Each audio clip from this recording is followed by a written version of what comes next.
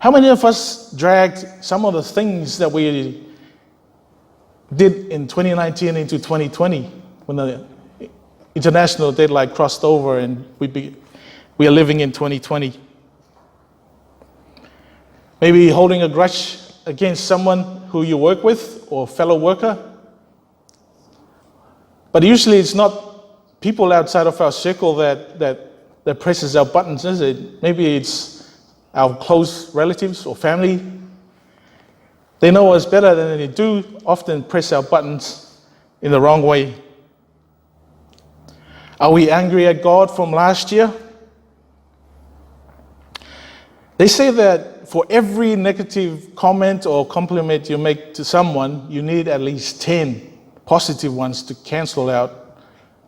So you wonder whether we've heard enough affirmation from our friends or family to change our mindset, or is it now because it's fallen too far behind that it's always in the red and no positive thought or positive comment can get you out of that mindset?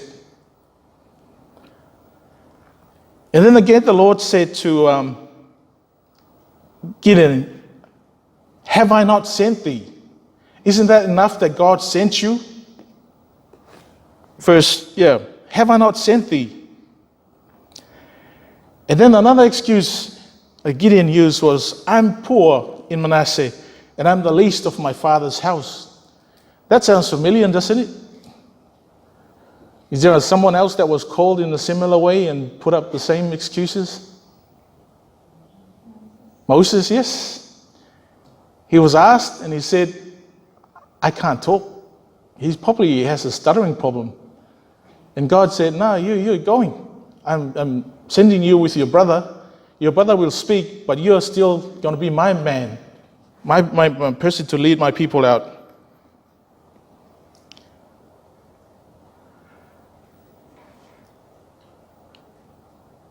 The call of Gideon is a very interesting one for me. Sometimes when God calls us, he would knock us off our horse like Paul and point us in the right direction. But God persisted with Gideon. And then again, the first mission he was asked to do wasn't the one that he's famous for. But he was asked to go and destroy the idols in his father's house. But the funny thing was, instead of doing it straight away, he waited until the cover of night. In verse 27, then Gideon took 10 men of his servants and did as the Lord had said unto him.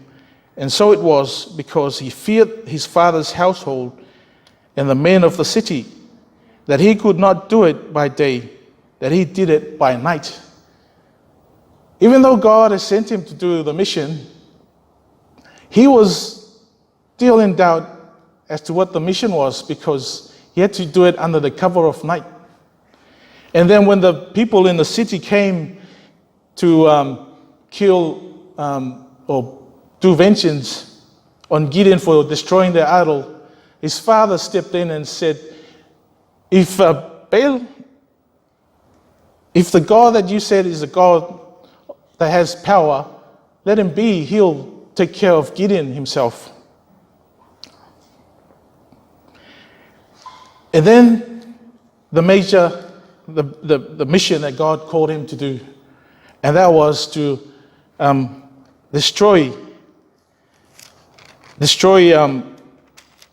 the Midianites. It started off with 32,000 when he called them out. 22,000 went home, and it dropped down to 10,000. And still that was too much for God. And then it dropped down to 300, and then God said, that's it. Those are all the people you need. But to give you a contrast in the numbers from the 300, we'll look at the people that actually were killed when they chased after them. It says in chapter 8, verses 10, now Seba and Salmunna were in Karkor, and their hosts with them, but 15,000 men, all that were left of all the hosts of the children of the east. For there fell on 120,000 men that drew sword. So all up, the enemy was like, what, 135,000. And all he had was these 300 men with him.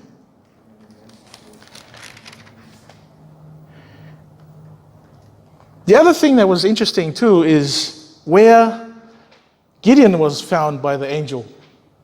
What was he doing? Hiding. Where? In the wine press. What was he doing in the wine press? Threshing wheat. Do you normally thresh wheat in the wine press? How do you normally do it? Usually you do it out in the open. But he was in the wine press because the season wasn't for the grapes, in it. The season was for a harvest of the wheat. Therefore, while he was in the wine press, he's not only hiding, but they all knew that the raiding parties were about to come and destroy. And this is some of the damage they often do when they come, these raiding parties. Verse 4 of chapter 6. And they encamped against them and destroyed the increase of the earth till thou come from Gaza and left no sustenance for Israel, neither sheep nor ox nor ass. And verse 5. And for they came up with their cattle and their tents, and they came as grasshoppers for multitude.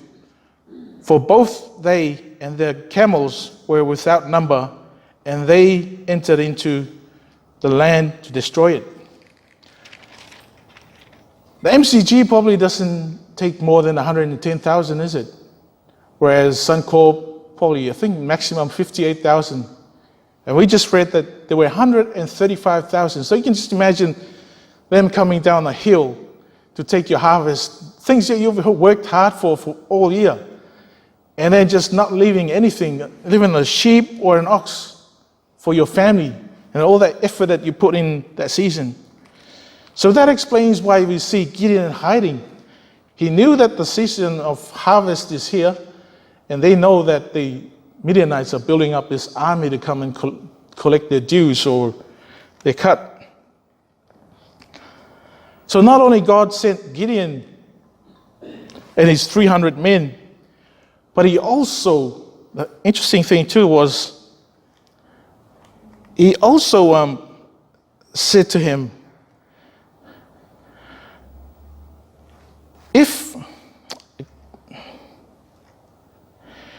he said that if he still had doubts, go into the camp in the night as a spy and listen to the conversation just to affirm his calling to do this mission for God. And he did. He even took up that offer. The other miracles, like the fleece being wet on the inside and dry around, or wet outside and being dry on the inside, that wasn't even enough for Gideon to affirm his faith. So God offered him another out and said, go and have a listen, which he took up. He went with one of his servants to listen to the conversation. And from the conversation, someone described their dream of what's going to happen the next day. So finally, he was convinced of his calling and what he was meant to be doing for God, and took up his arms. It was a success, as you've read earlier, that 120,000 men slayed, or soldiers. And afterwards, they asked him to be their king.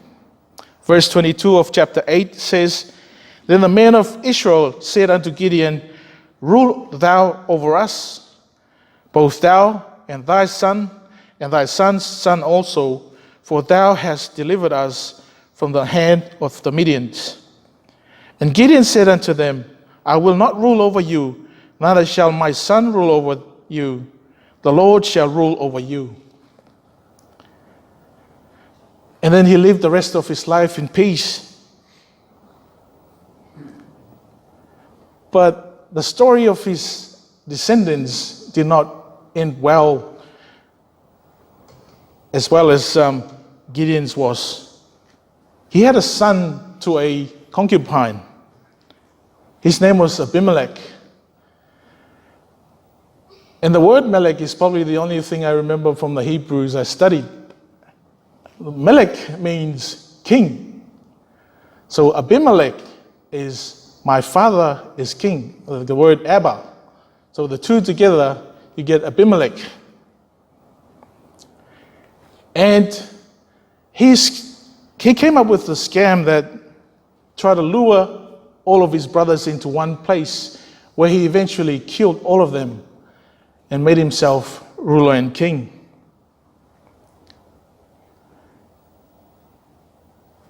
Except for one brother, Jotham, that escaped. I came to understand this part of the story of how Abimelech wanted to rule, as the call was unique to Gideon. It wasn't a call of perpetuity or continuation after he passed. God called Gideon specifically. Back to Trump, I wasn't a fan of this guy, but just one of the anomalies I watched with Trump becoming president was he was outspent by Hillary. She spent $1.2 billion on her campaign compared to Trump's $600 million. Mathematically, that's impossible for Trump to win. The other thing interesting I found was 99.9% of Hollywood was for Hillary, except for the older guys like Clint Eastwood, who were established and they're on their way out, and John Voight. They were the only ones that stood up for Trump. The rest, like if you're a rising star in your 20s or at the peak, you won't even support Trump because that's the end of your career. And the other one was the mainstream media. I read an article of how Hillary invited all the journalists except for the Fox News channel. So that, and then I found out that 2 out of 59 newspapers endorsed Trump. Mathematically, that's not possible when all that negative news would come out and very biased. So it was 2 out of 59 newspapers only endorsed Trump. And then academia, all the professors and lecturers were in the tank with Hillary. Very few of them are conservative in our major universities now. Which to me, he should never have won. But understanding now what's happening, he was called for a specific reason, a specific task, and a specific time.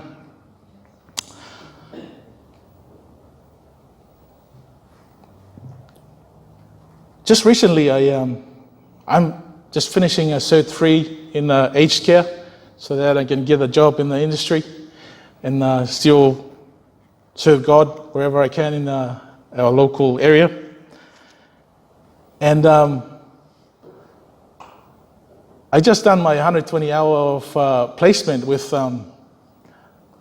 a company just here in Pimpama. And I came across this gentleman. He's a massive guy. He's half Kiwi, half Aussie. He used to do bodybuilding, worked in the construction industry. He's about 6'3", a massive dude. Sort of got along with him straight away. And then for some reason, he started sharing his story with me.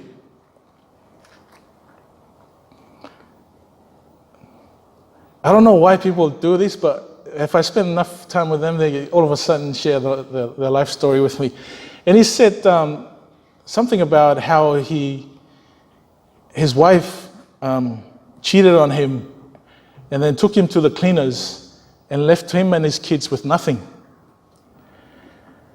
He kept, every time I meet up with him, he would retell the story or keep telling more details about the relationship. And it was gut-wrenching for him because it took him a year to try and get over it mentally. When he found the wife's diaries, he realized that all these years they were married, she was, instead of using it was an escort. So he had to show me pictures of his house, mansion, like 7-acre property, the work he's done to it, the swimming pool, it was immaculate and beautiful. And then I came to my mind the story of Hosea, and I was wondering how I was going to breach that, something from the Bible that he may be interested in to read himself. But he kept saying that he prayed to the angels and the angels revealed to him. So I'm not sure whether he believed in God or he shared the same faith as I do. And so the only thing I could do was tell him a little bit about the story of Hosea. And then just before I finished 2 weeks ago with my placement, he said to me, he's never trusted anyone. He's never believed. He has very few friends. He's got a small circle of friends. But he was appreciative of me just listening to him in that space when I was there. And then I realized that God places us in unique situations. He calls us to be his witnesses regardless. And then he said, please let's exchange numbers. We need to catch up some more later. So out of just doing this placement here in Pimpama, I found a friend. Maybe one day I'll invite him to come to your church. But like Gideon, every one of us has been called to be witnesses of God in situations that he placed you in. I can't come to your circle of influence and give Bible studies. You have to be that influence that God has called to be involved with. My challenge for us this morning, or now this afternoon, I guess, is forget about what 2019 was, your insecurities and the negativity that you experienced in being a witness for God. He's called every one of us, not just pastors to be giving out Bible studies, or not just pastors to be visiting our neighbors. We are called to do what God is, and he enables us. Have a look at the promise he gave Gideon in verse 16. And the Lord said unto him, surely I will be with thee. Does that promise sound familiar? Matthew 28:20, when he said, go ye therefore and teach all nations, and then he says, I will be with you always until the end of the world. God has called us to be witnesses and missionaries in where he's placed us. My prayer would be that he'll continue to, if you are insecure or uncomfortable, just like he did with Gideon, you're a work of progress. Slowly, he'll give you courage. Slowly, he will give you the words. Slowly, he will give you the people of influence to witness to. But we've got to accept the call, and that he's called us to be. Amen.